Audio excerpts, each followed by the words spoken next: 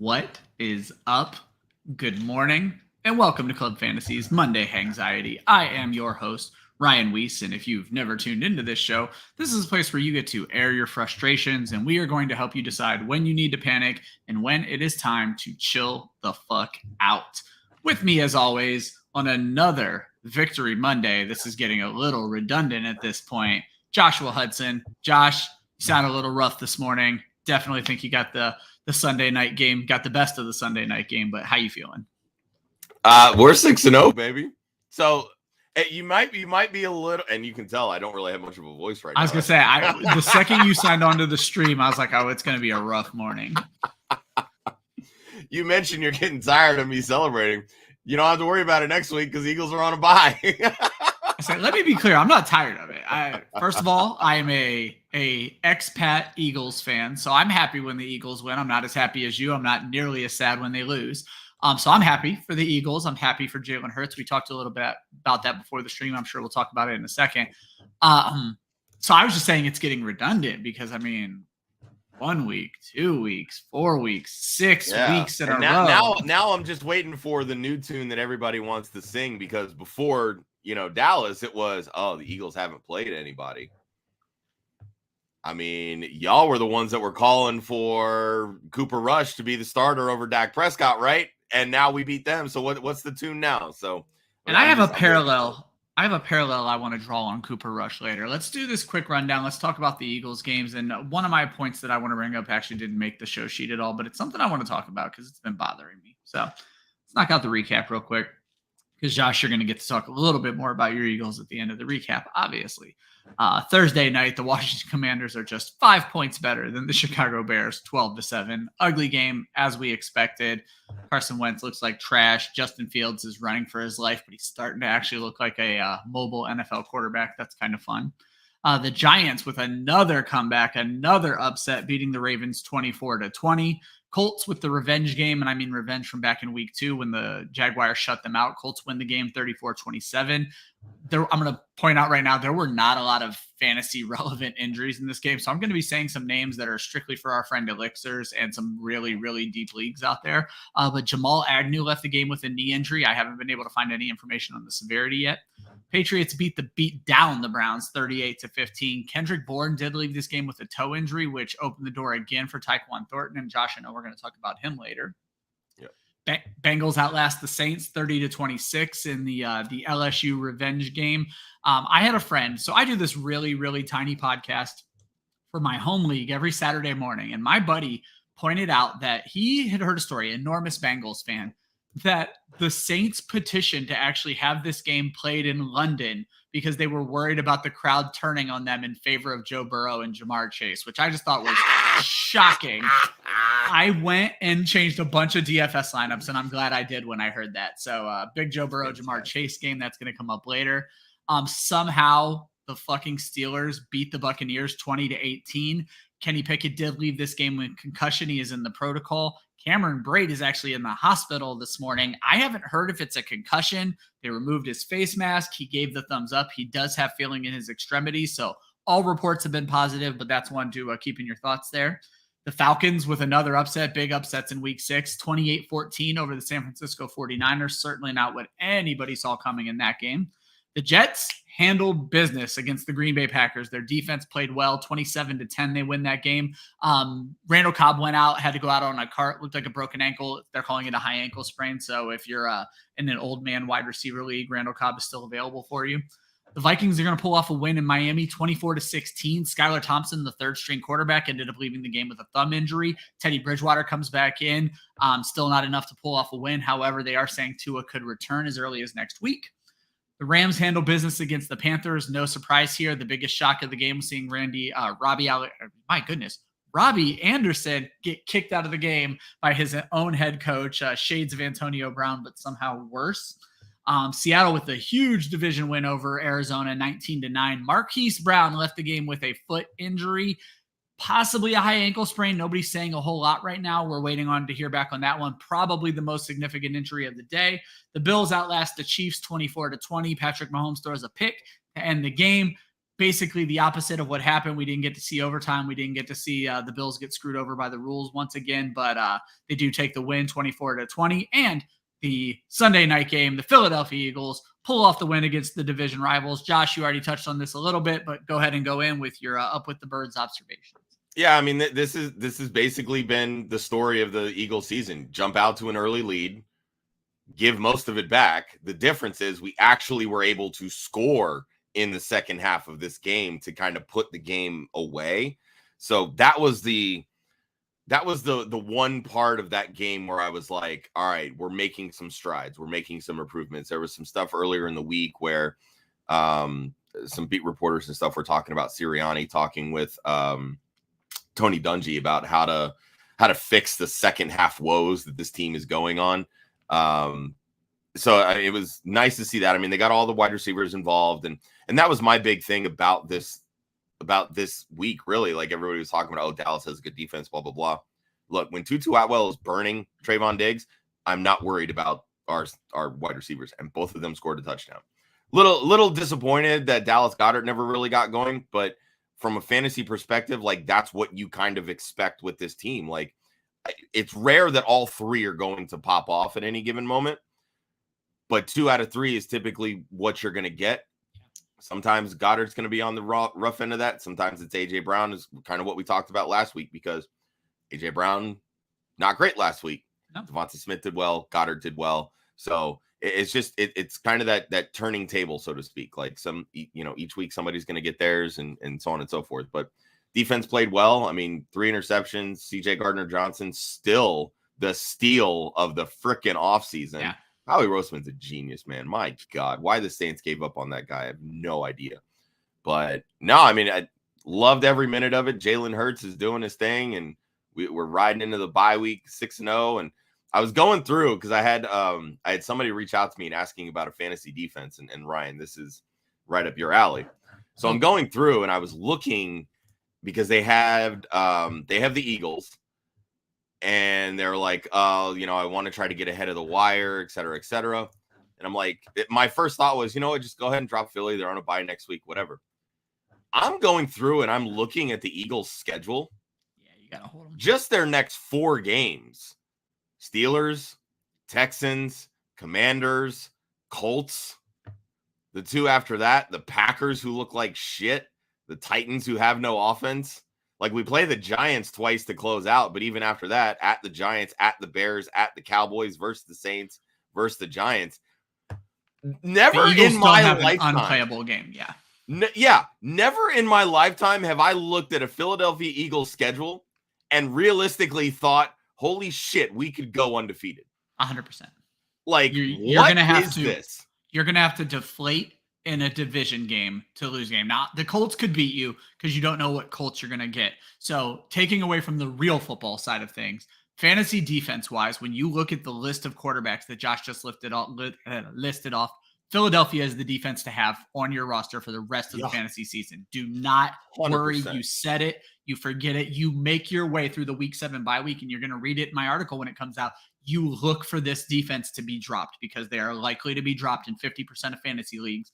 You go get them. But Josh, you're absolutely right about the undefeated, because really the only games you could possibly lose here are Dallas and the Giants. And I don't even want to say Washington because it's a division game, but you're not losing to Washington. Dallas and the Giants are the only games you guys have a chance to lose to. I still wouldn't rule out the Packers. I mean, the Packers look terrible. They're trash. But trash. It's Aaron Rodgers. You just never know. Like, I'm not Aaron ready Rodgers to rule him out yet, but they're not running the football. And that's something that we'll get into a little bit later. I do not understand why this team is not running the football. Like, it just baffles me. So, and that's the biggest weakness on the Eagles. And that's why we drafted Jordan Davis. So why we're not playing him much, I don't get it. But, like, we had a lot of questions about Zeke this week. Like, do we play Zeke, blah, blah, blah, et cetera. Zeke was the top 12 running back this week. Yep. Because the Eagles can't stop the run.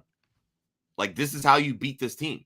So, I don't know. It's just, I think there's still some stuff to tighten up going into the bye week, but yeah, like, as an Eagles fan, dude, I'm riding high right now. Like, this is, I think it would have been better for the Eagles if their bye week was in 2 or 3 more weeks. They're playing very well. You want to keep this rolling, and you haven't had any injuries that you need anybody to recover from at this point, because Mailata was back in last night already. So, yeah, and we got Dillard back. We had the full offensive line depth, which, I mean, when we have that, we're a damn good football. I think Mailata with a week off is probably going to be good, because obviously he was always playing last night if he could, with it being the Cowboys. So I'm sure the offensive line could use this.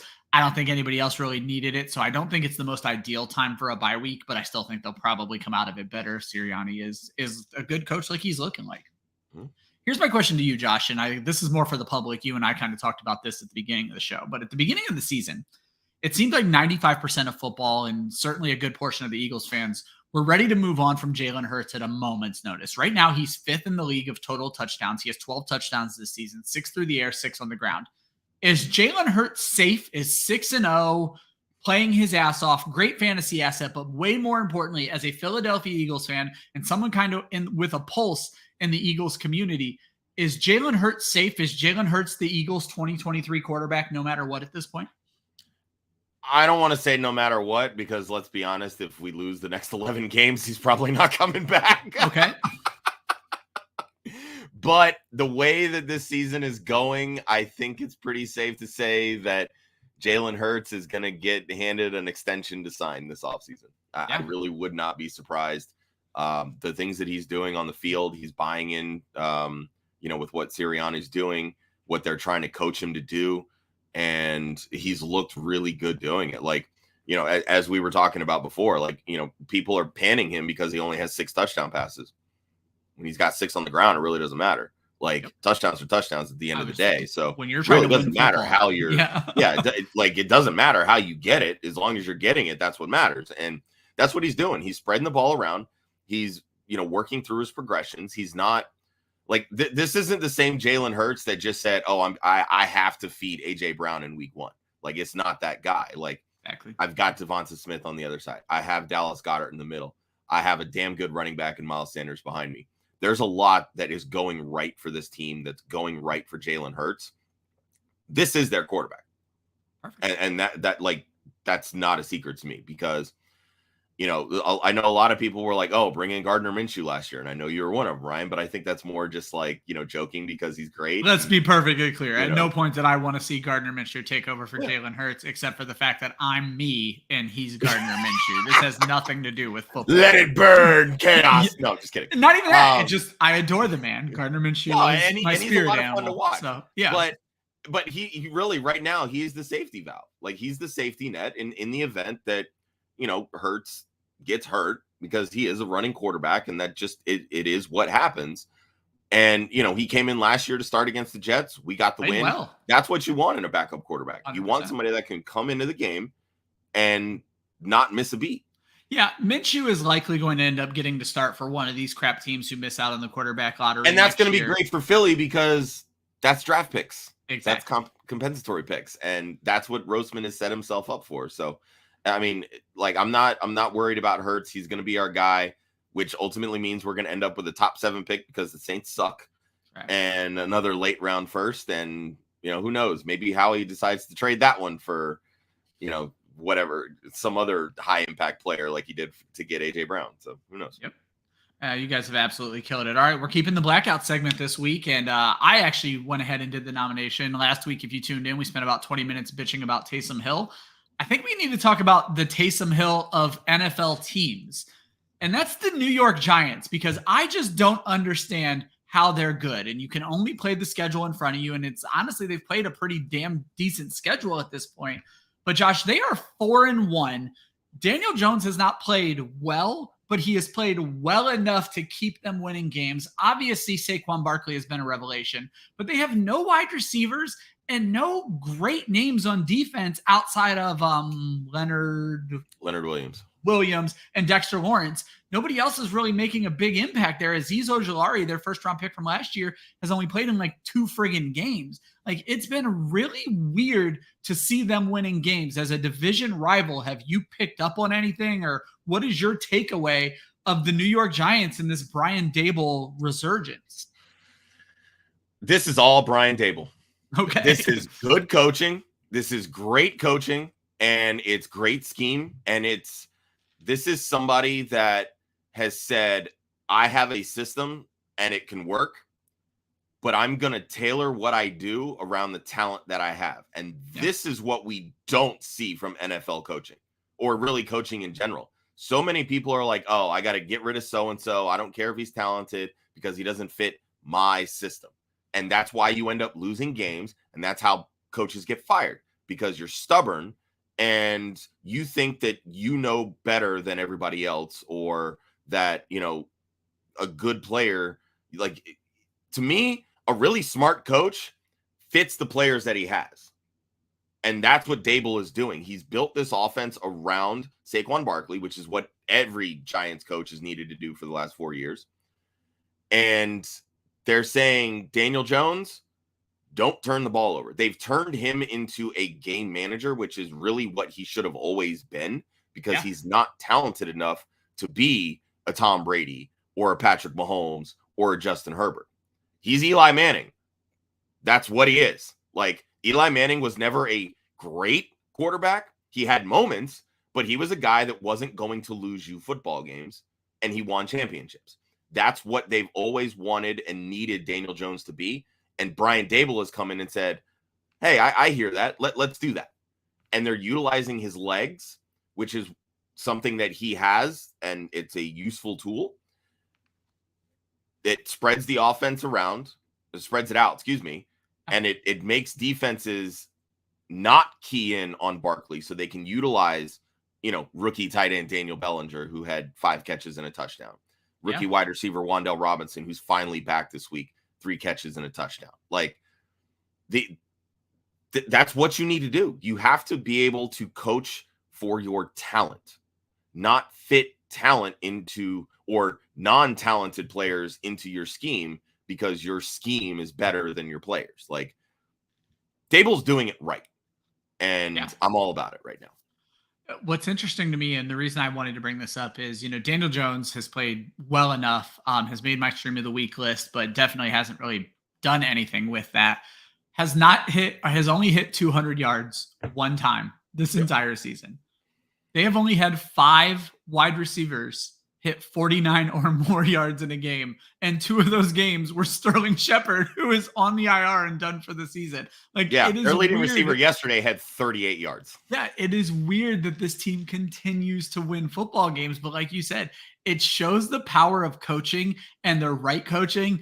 And it goes back to Matt Eberflus and Nathaniel Hackett, and just like making the wrong choice can just blow up in your face, because how we are talking about the Giants right now, tenfold that is how we should have been talking about the Denver Broncos. And that is certainly not the case. And if they go out and get their asses beat by the Chargers tonight, it's going to get even worse. So it's just such an interesting thing that Dable seems to be that guy, and he's definitely handling business. Faith with us in the audience, she wants to get her Monday Hangxiety out of the way, that she has a lot of problems. And I asked her to tell me what those problems were, and I maybe shouldn't have, because it's me. I'm the problem.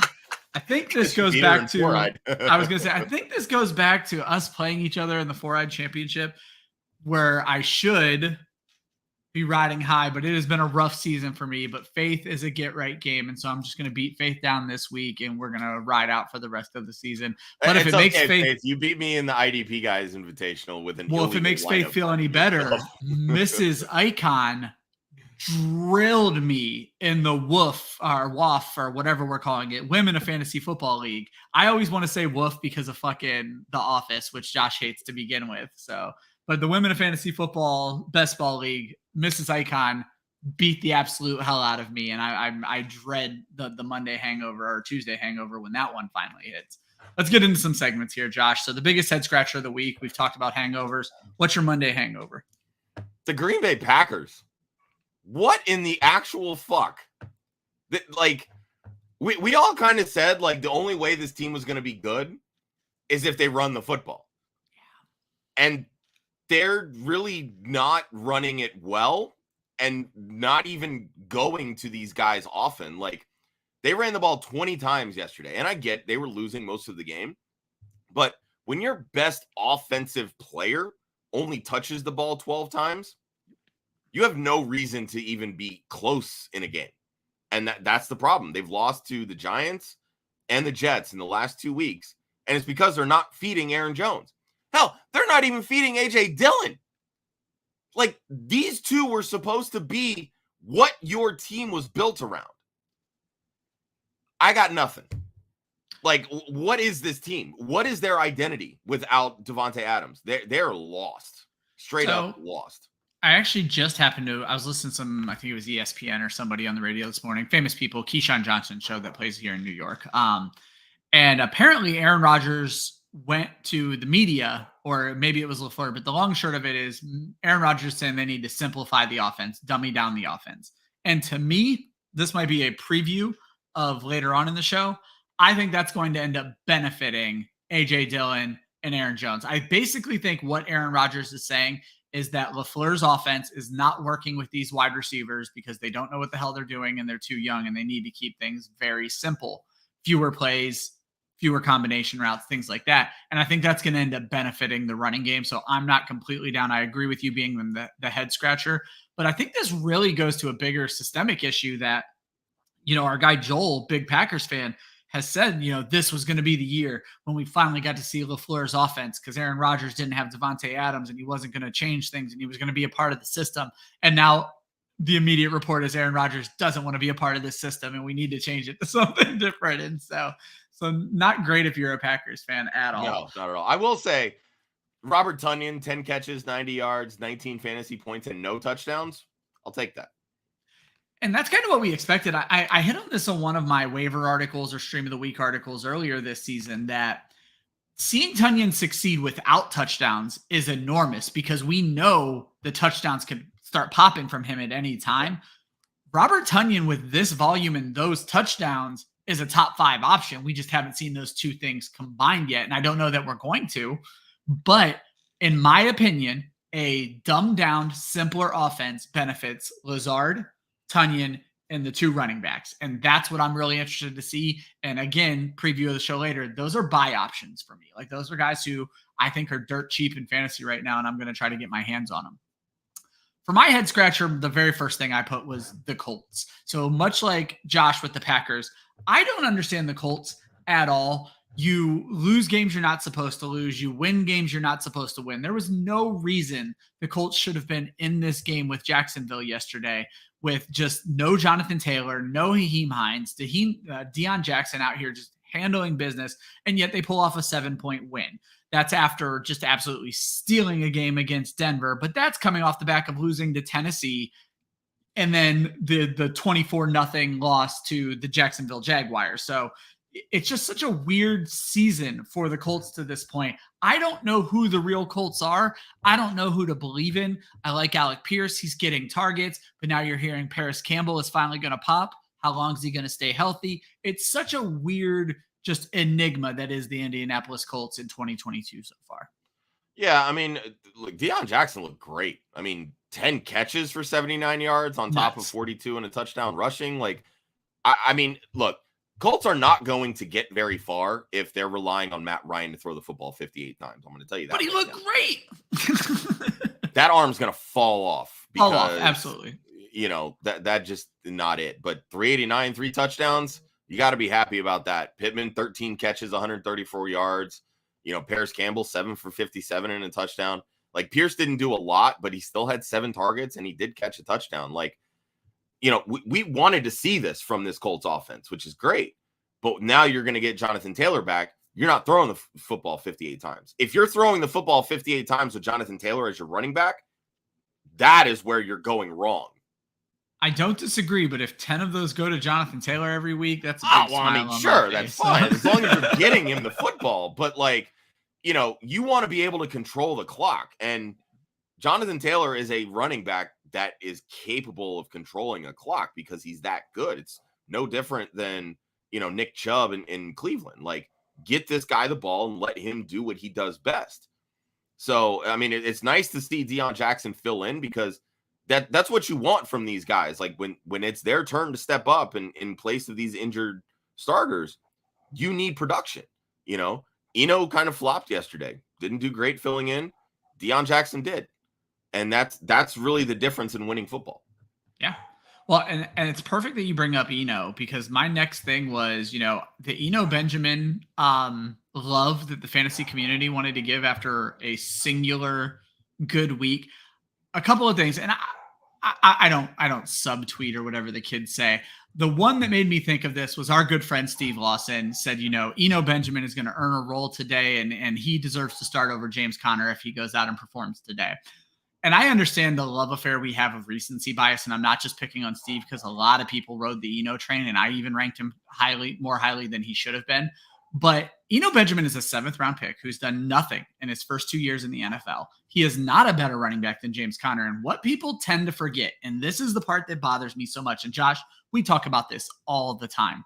The backup running back is designed to look better than the starting running back. They come in after the starter has beat the absolute hell out of the defense, and all they have to do is run through the easy holes. Or more likely, especially with Eno Benjamin, they come in on 3rd and 11 when your team's going to run a draw play, and that's why they average 8 yards per carry, because the defense was always giving them 8 yards.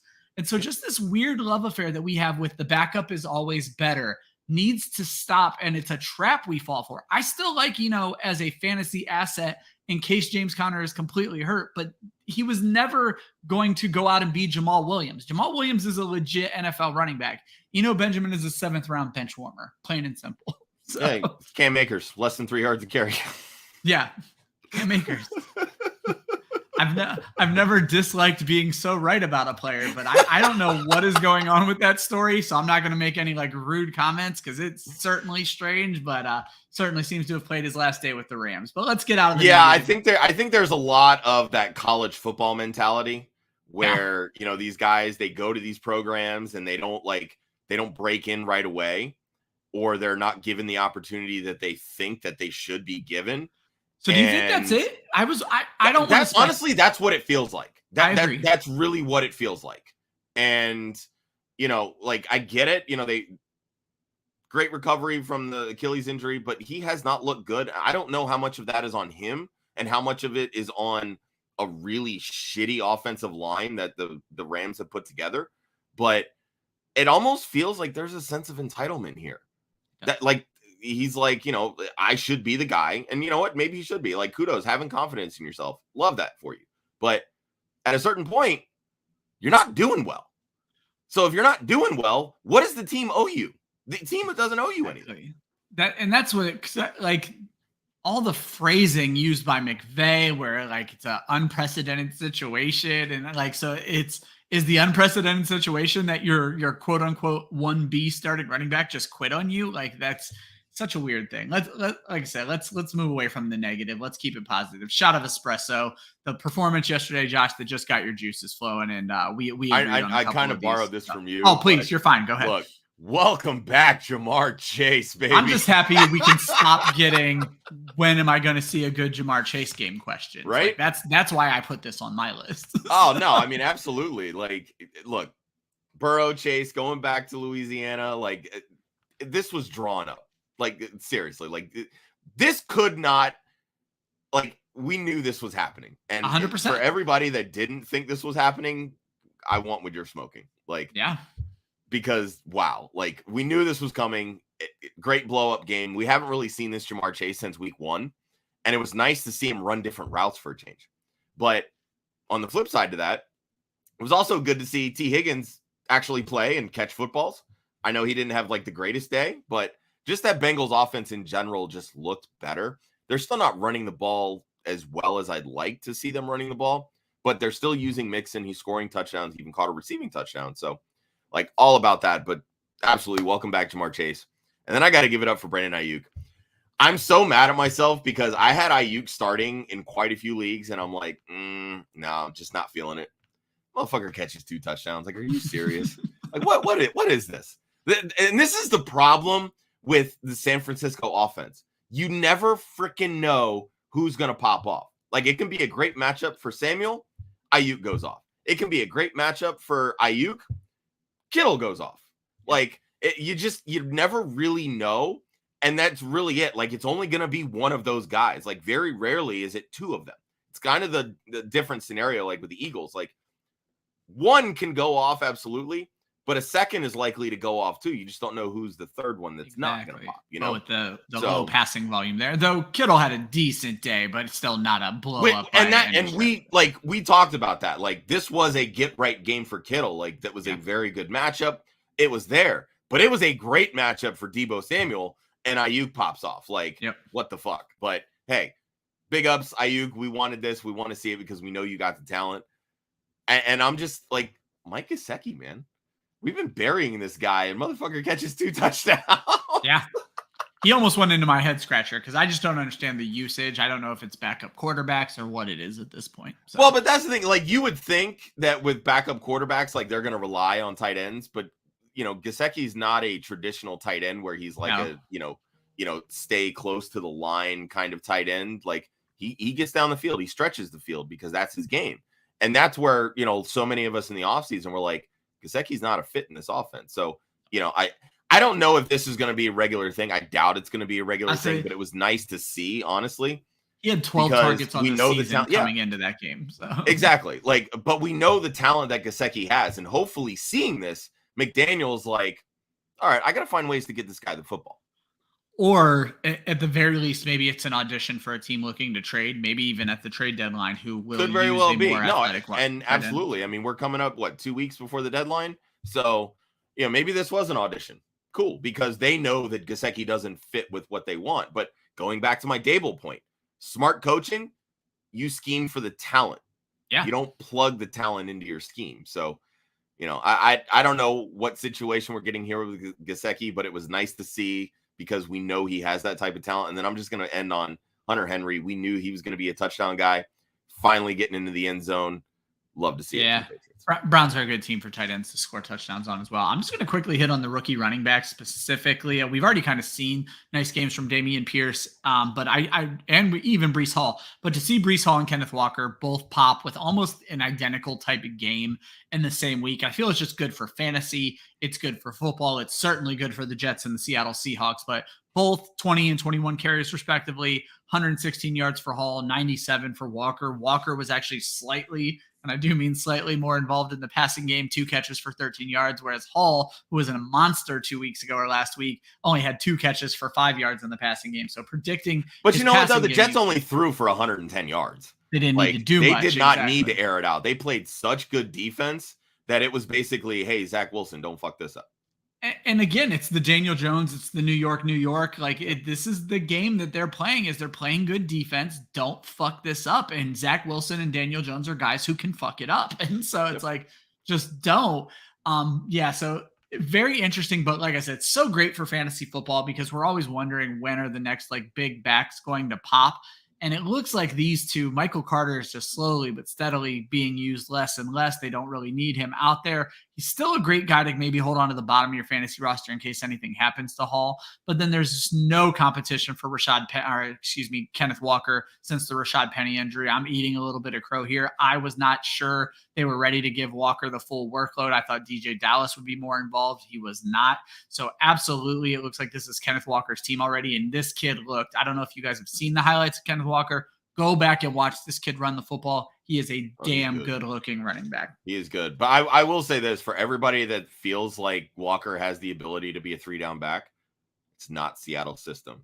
Get it? No, it's not at all. He's not going to catch 5 passes a game. He may not even catch 5 passes in a season. And that's what I was going to say. When you say a 3-down back, let's be clear. You mean more of a 3rd-down back because he could definitely be the bell cow. You are absolutely right. The scheme, especially with how they're now using Noah Fant and Will Dissly. At the end of the year, I might actually owe Will Dissly an apology far more than I owe Cole Kmet an apology. I might have to get a Will Dissly jersey because I was making fun of that contract every chance I got this offseason. But this guy is looking legit this season. Yeah, so they've been playing. I mean, little disappointing last one. This was a smash matchup, but they decided to use Noah Fant in that role. So, well, you even called it out. I think it was on Start Sit Different Day, Josh. I was tuned in for a little bit to give you guys a hard time at the end of the show. And you actually, I'm almost positive it was you, were speaking positively of Noah Fant at the end of the show. Yeah. I mean, it just, again, it's Arizona. They can't cover tight ends. You knew one of them was going to pop. Yep. Hell, maybe both of them were going to, but it was such a low scoring game. like they really weren't throwing. And for everybody that was like, oh, you got to ride Geno Smith, 197 yards. Bro, Yeah. killing me. Here's the thing, though. He did not look bad, and he still, I still don't understand. I'm still bothered by the Pete Carroll, Drew Lock is nipping at his heels. Like, what the hell are you talking about? Is Pete Carroll not watching Look, the Seattle he can game? be nipping at his heels. That doesn't mean he's making progress towards like starting over Geno. Like, Yeah, that's what I said that maybe he interpreted it. literally meant literally nipping at the heels. Like, I thought Drew Lock was like biting.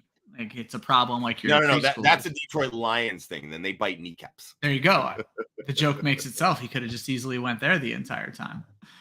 Josh, I love this segment because it forces you to kind of like make some weird decisions. But for me, it's going to seem obvious. But morning mimosa, and basically these are the players where you just have that feeling, that tingly feeling that something great's on the horizon. I like your answer quite a bit. I almost put him in for mine as well. So for me, it's Tyquan Thornton.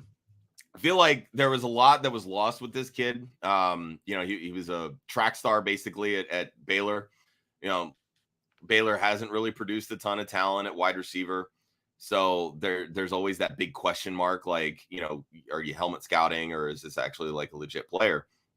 And, blazing 40 at the combine, which probably pushed him up into the second round. The Patriots take him. And it was always like, all right, where does he fit into the offense? Well, then he gets hurt, missed the first like 4 weeks of the season. And now he's starting to get worked in. I think I saw a report that Nelson Aguilar is either asking for a trade or likely to be moved at the deadline, one of the two. And that's what Tyquan Thornton's role is. He's the speed guy, and that's what Aguilar plays. So, bring in Thornton, get rid of Aguilar. Like, that was kind of the natural, ascension of things. So, yeah, I know Aguilar was out this week. Was he a healthy scratch or? I honestly don't know. Okay, I know he didn't play. I remember removing him. Yeah, and I mean, for the Patriots to score 38 points, we knew Ramondre Stevenson was going to have a good game. He did score 2 touchdowns, RB2 on the week. Thornton coming in, catching a touchdown, also rushing for a touchdown. They're using him in a lot of different ways.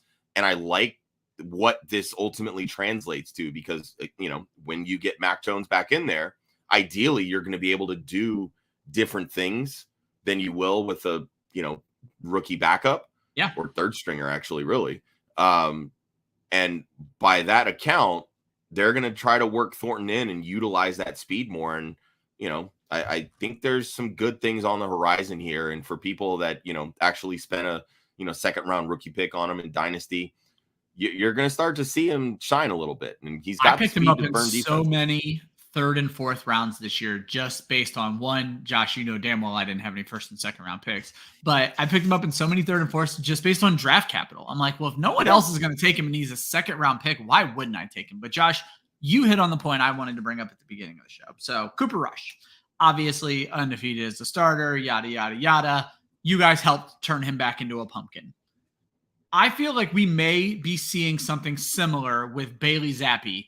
And I find it very interesting. Like, I'm seeing posts that Bailey Zappi has put Mac Jones out of a job, this, that, and the other. So your look is my look, and I would love to know Joe's opinion if I remember to bring this back up on Wednesday. But I think you've kind of said everything you need to say. That's all just trash takes at this point, right? I think it is. I think it's just people that, love chaos and just want to see the world burn. But, don't get me wrong. There's some things that Zappi does that Mac Jones doesn't. Like, he has a livelier arm. You're likely to get into shootouts with Zappi because he can throw 60 plus times. If you're throwing 60 plus times with Mac Jones, I think you're in trouble. You're doing because it his arm's just not built for that. You know what I mean? Yeah. So, like, again, there's some things that, one does better than the other, and that's fair and that's fine. But at the end of the day, what does Bill Belichick want? He wants somebody that's going to make smart decisions, that's not going to turn the ball over. Slow and steady wins the race. That's Mac Jones. Yep. And that's why Mac Jones fits so well with what they wanted to do. And that's why they went to the playoffs last year. So my morning mimosa is going to be a little obvious, a little on the nose, but yeah, I saw this and I'm like, what? Plain and simple. We've been calling this guy a go-buy candidate and your window is closing. But if you want to talk about something being on the horizon after having some down games, Jonathan Taylor is about to come back into this league and take back over. If Deion Jackson can touch the ball 22 times in a week and be your RB1, just think about what Jonathan Taylor is going to do when he comes back into this league. You are probably looking at the last 2 days of your buy window because Jonathan Taylor managers are frustrated right now. They have not had him for the last 2 weeks. They've been holding him if they didn't move him already, so they're going to be a little hard to budge. But in Jonathan Taylor's games this season, outside of week 1, he has recorded 7 PPR points, 12 PPR points, and a whopping 3 PPR points. That is not what you wanted when you took him with the first pick of your draft. So if you want to talk about the base of this question, something big is going to happen in the next 2 to 3 weeks. That is 100% what's going to happen with Jonathan Taylor. They do not have a bye until week 14, which means with him coming back in week 7 after having, a long time off because he missed the Thursday game, this game. So we're talking probably 20 days between games for Jonathan Taylor between his 3 games. So with him coming back this week, you're going to have him for 7 straight weeks to ride him into the fantasy playoffs. You're going to need that bye week because if your first week of the playoffs is week 14, you're not going to have him for there. But hopefully you're already winning without him. I just think it's going to be a massive end of the season for Jonathan Taylor, much like we saw his rookie year. And the game from Deion Jackson yesterday only further cements that for me. Yeah, I'm with you. I mean, again, they've got to play better defense. Like, you're giving up 27 points to Jacksonville. That's not good. I'm sorry. So, if they're playing better defense, you're going to see peak Jonathan Taylor because, again, that's what you do is, when you play good defense, you run the football. So it's kind of a trickle effect at that point. So if they're going to keep losing games or get into these like shootout type things, you're not going to be seeing like peak Jonathan Taylor. You're going to see peak Deion Jackson with 10 catches. Yeah, but if it's 10 catches to Jonathan Taylor, that's what I want as well. Like Jonathan Taylor is clearly the best running back. Just get him more involved and get him involved in the passing game. For cream or sugar, if you guys are new to the show, cream is, cream always rises to the top. So they're your buy low candidates. Sugar means they're going to fall to the bottom and it's not going to work out really well. They're your sell. Josh, I'm going to make you go last on this one because this is your little rant for the show. So for my cream candidates, we already talked about them. Aaron Jones, AJ Dillon, I think are enormous buy low candidates right now. Managers are frustrated, plain and simple. They want to get this offense back to a simpler pace. How do you get back to a simpler pace other than getting your 2 best playmakers who happen to be guys who stand 3 feet behind Aaron Rodgers in any given game? Go get Aaron Jones and AJ Dillon, and I don't think you're going to need to pay as much for them as you think you're going to. Go get those guys. And for sugar, I shouldn't even have to say this after one good 3-target game, but sell Kyle Pitts as quickly as possible. I don't buy it in this offense. I went in and was looking. It's not a usage issue with Kyle Pitts. He's basically being targeted the same as he was last year. It is an efficiency in what he's doing with the ball. And you can call that a Marcus Mariota problem, or you can call that was he overachieving problem last year. But the fact of the matter is this.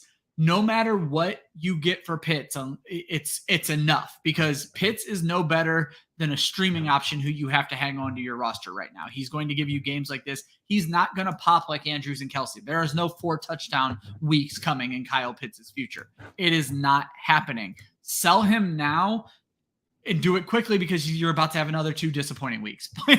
Plain and simple. I am off the Kyle Pitts train. It was a mistake how we ranked him at the beginning of the year. He can be a wide receiver all he wants. When he's only thing the defense has to slow down, it's too easy for them to do it at this point. I agree. Yeah, I don't want to say I'm out on Pitts. Like, I still view him as a dynasty asset. I'm talking redraft 100%. For redraft purposes, I would 100% look at this and say, all right, you're going to have people that think that, oh, he finally scored a touchdown. And let's be real here. This is only his 2nd season, and it's only his 2nd professional touchdown. Yeah. First on American soil, mind you. So, like, that's not a great thing. But again, this offense, like, we got peak Mariota this past week, and it still baffles me.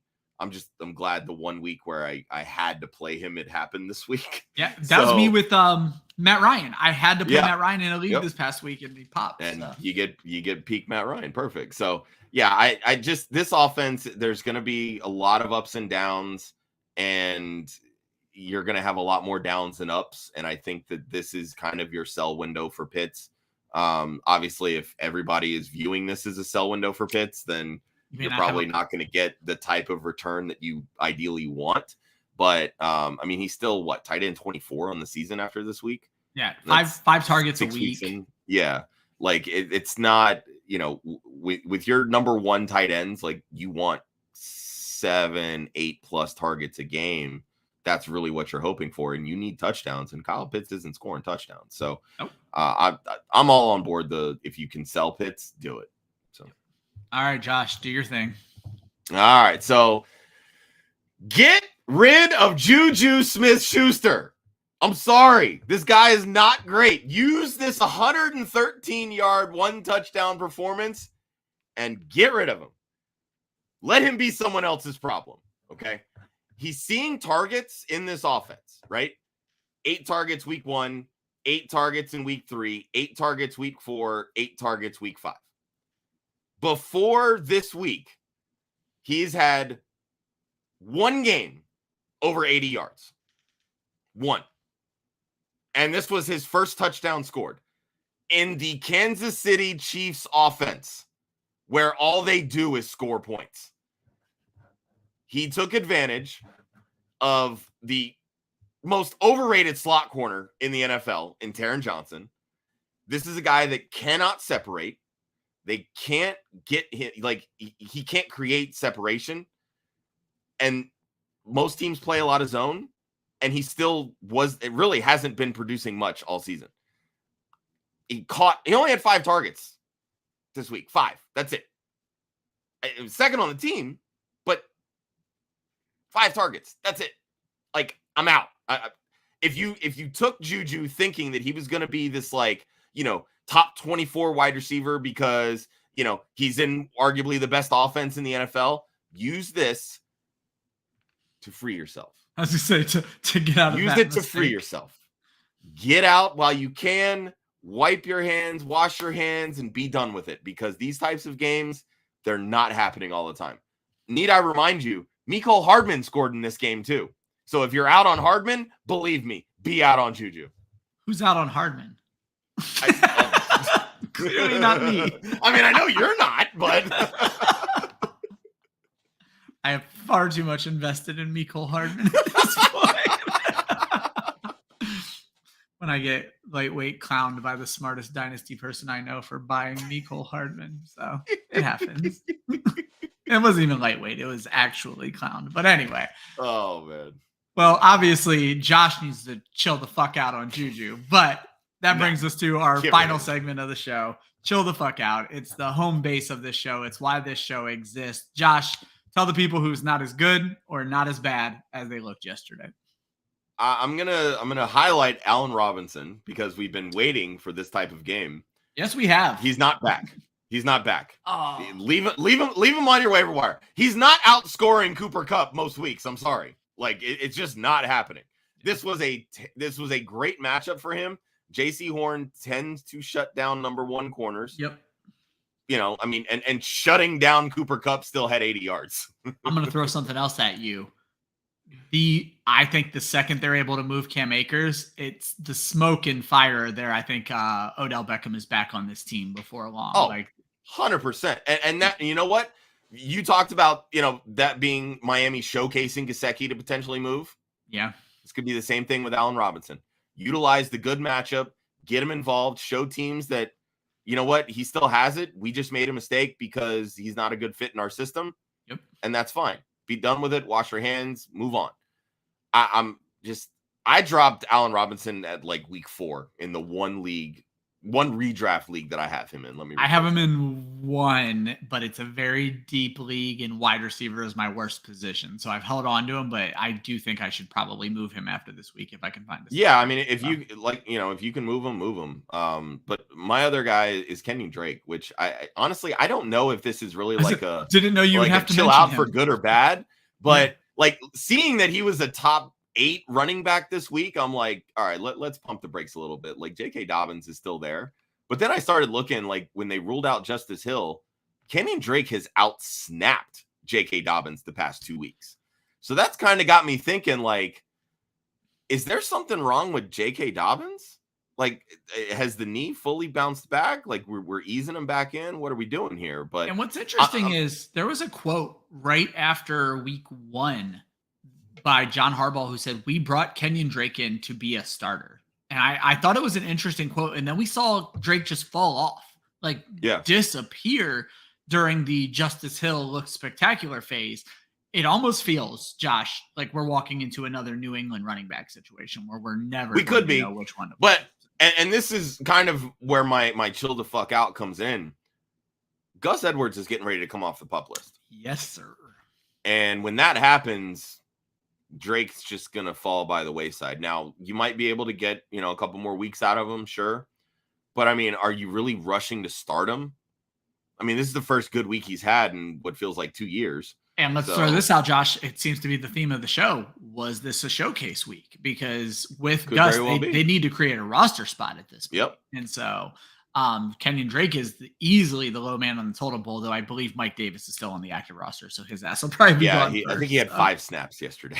Yeah, so he's likely the one who's gone there. But no, I love that point that, you don't even know which way to chill the fuck out on Kenyon Drake right now. But I'm chilling the fuck out, one or the other. Yeah, but we all need to chill the fuck out on Kenyon Drake.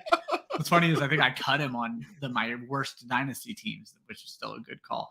For me, I just want to take a quick look at the Pittsburgh wide receiver situation and just tell everybody to chill the fuck out. Good on Chase Claypool. You're not getting this every week. And bad on Deontay Johnson. It was a bad week. He still was tied for the lead in targets. 5 catches for 28 yards is more a product of the defense really keyed on him. Tampa Bay's defense needed to stop somebody. They clearly decided it wasn't going to be Chase Claypool. 7 catches, 96 yards. Another rushing attempt, but then 2 rushing attempts for Deontay Johnson. Johnson still ended up touching the ball 7 times in this game. So I'm not worried about Deontay Johnson in the least, and we may be looking at a buy window there too because he hasn't had the best season, but he is still averaging almost 10 targets a game. The 58% catch rate is absolutely killing him right now. The 9 yards per reception is destroying him. Those things are going to fix themselves, especially as Kenny Pickett gets more comfortable. So I'm all about not overreacting to bad games out of Deontay Johnson. But by all means, if for some reason you have held Chase Claypool to this point, move him. We've said it for weeks. George Pickens does what Claypool does, but he does it better. This was a good game for Claypool. This is not a sign of things to come. And let's keep in mind, too, that Pickett left early in this game with some injury. I think it was a thumb, maybe? Concussion. Concussion. Okay, that's what it was. And we've seen earlier in the season Trubisky's not throwing it downfield at all, and that was the one thing that we thought he would do well. So him throwing the ball 12 times as Pickett gets back into the swing of things. This win was good for this team because we saw them opening up the offense a little last week with 375 yards passing. So Pickett's not afraid to throw it. Johnson's going to get his, Pickens is going to get his, and Claypool is going to have these types of weeks every 6 weeks. Is what it is. So, and shout out to one of our new viewers, Czar, for bringing up my least favorite segment of the show. Joe is not here with us, so we don't need to get into this, but thank you, Czar. But I will say that 11 wide receiver targets to Allen Robinson and Brandon Powell and getting the running backs involved. Maybe Matt Stafford follows our show and wanted to prove to all of us that he's not a complete racist. He's heard the jokes. Yeah. Again, my least favorite segment of our Wednesday show. If you want more on that, tune in Wednesday. I'm sure you'll hear all about it. But thanks for bringing that up. Sorry. The last guy I wanted to bring up was Curtis Samuel, Josh. This is kind of bittersweet for me. I'm bringing this up for 2 reasons, but I think people are going to overreact. I've already seen him traded in some leagues that allow Monday trades. 2 catches for 6 yards is obviously bad. He was still the team leader in targets. Things just didn't fall his way. And speaking of things not falling his way, he also dropped a touchdown pass in this game, which would have made up for everything. I bring it up because, as the Club Fantasy chat already knows, I got like a free $5 parlay from FanDuel on Thursday. So I put together this weird parlay of who was going to score a touchdown and who was going to have the most yards. And if Curtis Samuel makes that catch, I turn my $5 into $135. But that one drop cost me quite a bit of free money. But it is what it is. But what I will say is, well, it's nice that you're not holding it against Curtis Samuel. I'm not. No, I'm not mad at Curtis Samuel. Because most people would be very bitter about that. I'll give you another one. But actually, I got bailed out by somebody else because, Benjamin, I bought into that hype like a moron. I decided to dick around with a 2 touchdown parlay yesterday and picked 6 guys to score 2 touchdowns. and 4 of my 6 actually hit. Mike Evans in the 1 o'clock window did not hit. My wife, for whatever reason, hates Mike Evans. Like, she literally despises him. And if he would have cost me, Josh, you're not going to even understand how much money, though. So these 2 touchdown parlays can be fun for people looking to have some fun. So I picked 6 players to score 2 touchdowns. I put a $1 bet. If this bet would have hit, it was $121,000. So if Mike Evans would have cost my family $121,000, I would have been worried about my wife going actual like sociopathic serial killer and ending him. But I will say, I think betting on 2-player touchdown parlays might be like my new high. Like, I'm going to dick around with this more often. You're really loving living in New York, aren't you? Oh my God. Yeah. Being able to bet from my couch without even having to move is far too dangerous. But thankfully it's my wife's money. I don't have to worry about it. But don't panic on Curtis Samuel. Go buy him if people are going to let you buy him. That's just my main takeaway. We're going to get I will point out really quick with Curtis Samuel. Yeah. Especially in like some of these home leagues where people get so drawn in by big names. I can't move Curtis Samuel to save my life.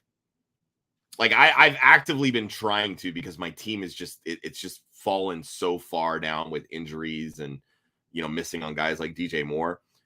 And I'm like, I've been trying to move Curtis Samuel. They're like, The trade I saw today was Curtis Samuel and draft picks. We allow draft pick trading, even though it's a redraft league. Curtis Samuel and draft picks for DeAndre Hopkins, and I thought it was a major overpay for DeAndre Hopkins. Like, that's my it was my cousin who sent. But again, it's the names. Trade. People buy into names.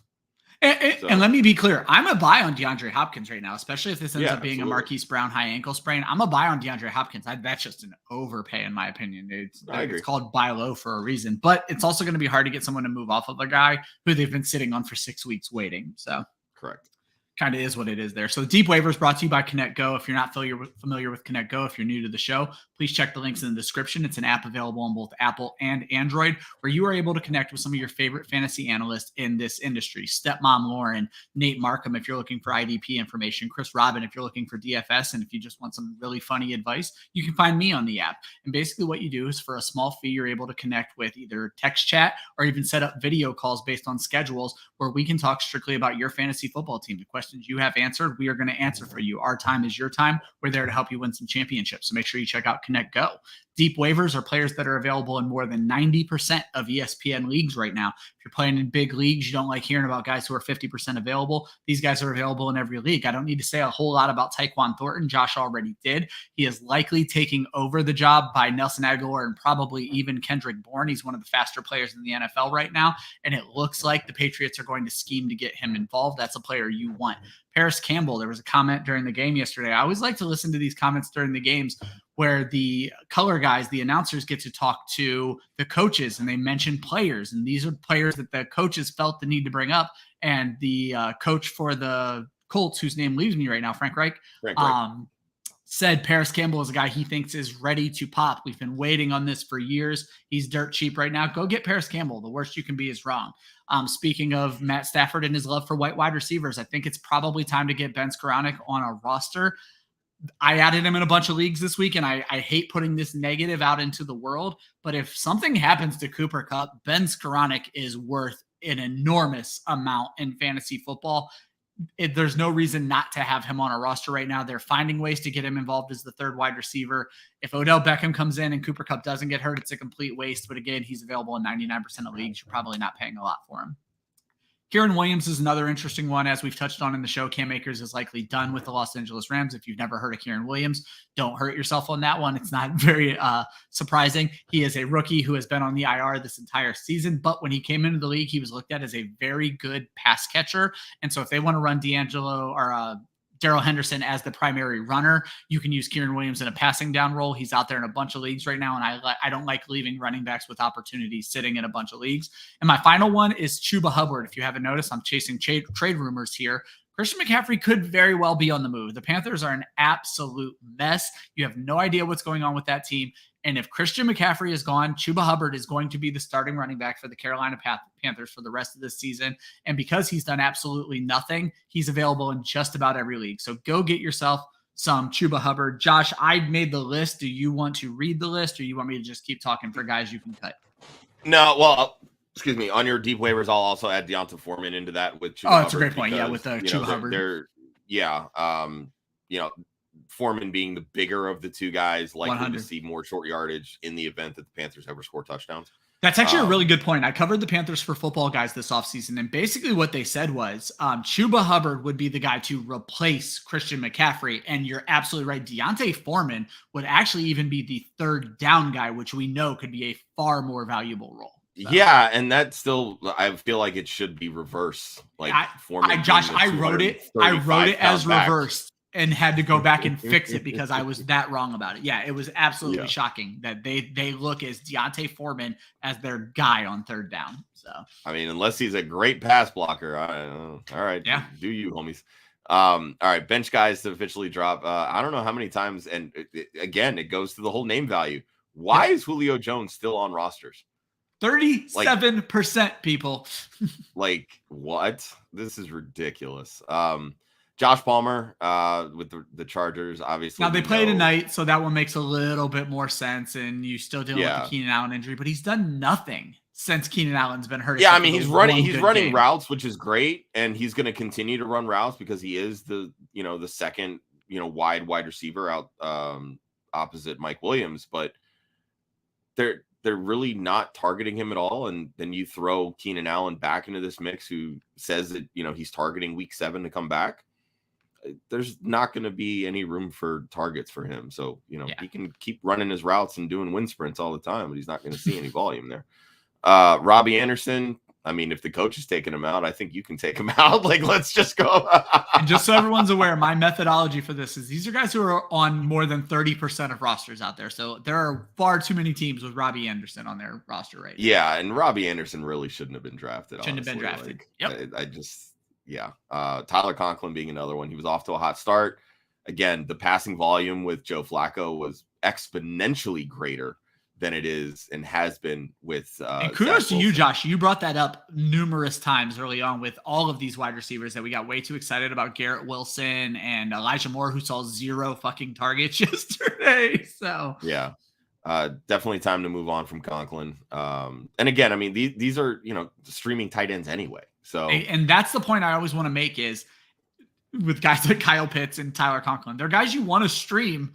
Why are you saving their roster spot? So yeah, and lastly, and this I'll agree here. Matt Stafford, week 7 bye coming up.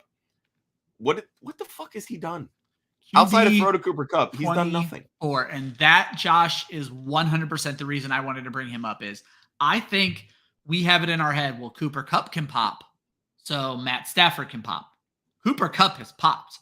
Matt Stafford has not. QB 24 on the season. He probably should have been dropped before this. It's time to let it go. And this week 7 bye is your time to move on and just be done. Yeah, I was talking with one of my coworkers who she had Matt Stafford rostered, and I think she had Kyler Murray as her starter. And I'm like, why do you need Stafford rostered? Like, it's a 10-team league. You don't really need backups. Kyler Murray's bye is until week 13. So like because she needed to make a move, like move somebody off of IR or something like that. I'm like, just drop Stafford. Drop him. I'm like, he hasn't done anything all season. He has a bye next week. She's like, oh yeah, good point. And that was that. Like, I get you want a piece of Cooper Kupp. Stafford is not that piece. You don't need that. So just be done with it. Go trade for Cooper Kupp at this point. Yeah. I mean, if you really want to roster a backup, you can get the same product or better production from Matt Ryan, and he's. Yeah, it's no good. Anyway. All right, Josh. Monday night preview. Denver traveling to Los Angeles. Obviously, a lot of question marks about this game in general. Still no Keenan Allen tonight. So what do we think is going to happen in this game? The Chargers are going to win, but I think this is going to be another really ugly game. I said it on our Wednesday show that Herbert tends to struggle against Denver in LA for whatever reason. His big arm likes the big air in Denver. Well, I was going to say that's also doesn't like clear, sunshine. Doesn't like sunshine and rainbows in Southern California. There's no such thing as a home game for the Chargers either. So. Precisely. So I'm Denver has a really good defense. They have a good pass rush. Bradley Chubb is starting to look like the Bradley Chubb that we know. I know they lost Josie Jewell, I believe, the linebacker. Singleton can pick up the slack there, and you've got Patrick Surtain on Mike Williams. I think you're gonna see a heavy dose of Austin Eckler. You're gonna see a lot of Gerald Everett, and I know we just told you to drop him, but Josh Palmer I think can probably have a decent game here this week, simply because Mike Williams is going to be covered. Yeah, I was gonna say I don't think he will, because Denver's been great against all wide receivers, and I think he's a bum. I'm just not in on the Josh Palmer thing. So I mean, that's fair. And again, I don't know what Denver we're getting. No, there's always that. I have no idea. Russell Wilson just had that the lat injury, I believe, or like a small surgery or something to clean that up. So I think he's still kind of getting his strength back there. And I mean, this offense has looked immensely dysfunctional, to put it lightly. Over under 15 fantasy points for Russell Wilson tonight, Josh. Honestly, I would take the under. Would you take the under? I would take the under. I said it at 15 because it's just over 201 touchdowns. Yeah, and I think that's about right. Yeah, and that's kind of what I mean. The only way Denver's going to win this game is if Gordon hangs on to the football and actually runs like the Melvin Gordon that we know. Well, someone on Wednesday predicted not one, but two Melvin Gordon touchdowns. And since I'm a 2-touchdown guy now, it's going to be my new thing. Joe absolutely hates when I predict 2 touchdowns, but now I'm making entire parlays about it. Like, I'm the 2-touchdown guy. Melvin Gordon, 2 touchdowns tonight. Whatever they'll pay you, go place the bet. It's a win. There you go. Thank you, everybody, for tuning in. Remember, you want to subscribe to this channel right now because you get a chance to sneak in after we've already hit 450 subscribers. Club Fantasy is going to be giving away a autographed Cortland Sutton jersey this upcoming Wednesday live at 7 p.m. Eastern. If you sign up right now, if your name is public on YouTube, you are going to be entered in the drawing. If you don't want to make your name public on YouTube, we totally get it. Just DM us at Club Fantasy, just kind of showing us that you're subscribed, and we'll get you into the wheel, and we're going to spin that wheel on Wednesday. Josh, any parting words for the people? Make sure you tune in Wednesday, because I'm going to announce what jersey we're giving away when we hit 500 subscribers. And I got some good ones, people. I got to one-up Cortland Sutton here, so there you go. And maybe Cortland Sutton will have a monster night this week too, so it'll have to be such a big one-up. We don't even know what we're gonna do. Yeah, I mean, if you think that Russell Wilson's throwing for 200, hopefully 130 go to Cortland Sutton. Precisely. Guys, we're going to have articles dropping every day this week, starting with our waiver article tomorrow. You're going to see waiver streams of the week. You're going to see underdog betting odds, big Travis starts and sits, blurred lines from Joel Worth. I know I'm Chris Molina. Well, that's the underdog. I don't know. Ton of articles dropping for the rest of this week. Starting Tuesday, every single day of the week, we'll have at least one article dropping. We go live again on Wednesday. We go live again on Thursday. We go live again on Saturday morning, and we're going to be back with DFS and Chill this Sunday. You want to be a part of the Club Fantasy family. We want you a part of the Club Fantasy family. Hopefully, if you're not winning, tonight's game gets you to the win. Hopefully, if you are winning, you keep that win unless you're playing me. Good luck, everybody. Have a good night. Have a good Monday.